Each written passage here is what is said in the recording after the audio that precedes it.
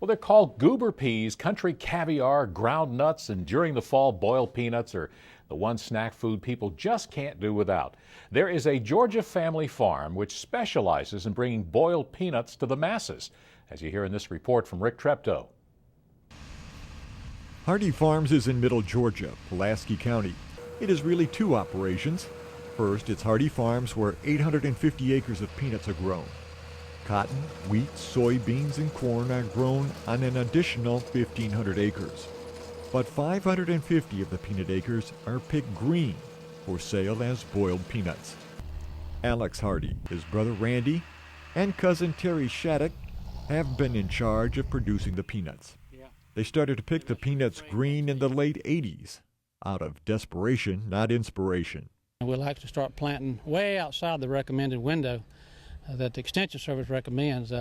We start planting last week in March, and we'll plant on up till after 4th of July.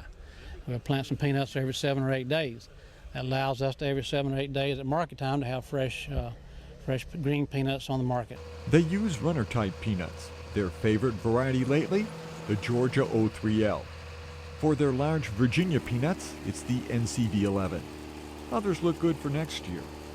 When the peanuts are mature, they are dug. Then they don't stay in the field for drying. So we dig the peanuts.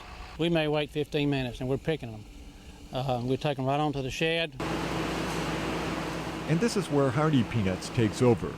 Alex's son Brad and his nephew Ken are in charge of the plant. They supervise the cooking and marketing, just like when we boil a few pounds. The peanuts are given a good washing and then they are sent down several lines for grading. The grading is important because they always want a uniform product. From there, the peanuts can be blanched or blanched and frozen for storage. The blanching is so we can have peanuts year-round. We blanch them, then put those in the freezer. Now this time of year we'll just cook completely green peanuts. They're not all blanched. All the peanuts are eventually boiled. They have a couple of kind of secret processes. But what comes out from processing are these 2-pound packs of peanuts that had just been picked that morning. Football, tailgating, and Hardy Farms boiled peanuts, a winning combination. Locally grown. The marketing arm of the business is equally important. They do advertise and have a lot of billboards. They like that quick drive-by purchase at 24 peanut stands. The stands aren't fancy, no jams and jellies.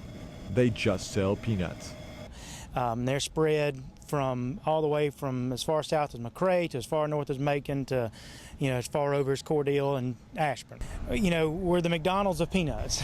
So we try to make ourselves the same. Pretty much anywhere you go, you're going to get the same product. Operating so many roadside stands requires at least one employee per stand. If that employee gets sick or something happens, then the place is closed and you're making no money that day. And so, yeah, that's always a concern. But we've been lucky enough to find really good employees. Most of the places that most of our roadside stands have really good employees that are great to the customers and they're really great with customer service. Since Hardy Farms uses green peanuts right out of the field, they have a whole program to ensure food safety. The driving force is the supermarkets. Some of them, Publix, Kroger, to name a couple, Harvest also to some extent. If you want to sell to them, you must have a food safety program, and in most cases you will have to be gone through what's called third-party audit.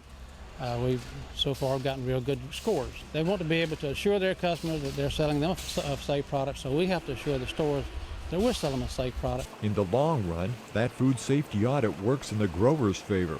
There is some shipping done to the northeastern states, but the peanut stands are in a majority of smaller towns where boiled peanuts have been enjoyed for generations.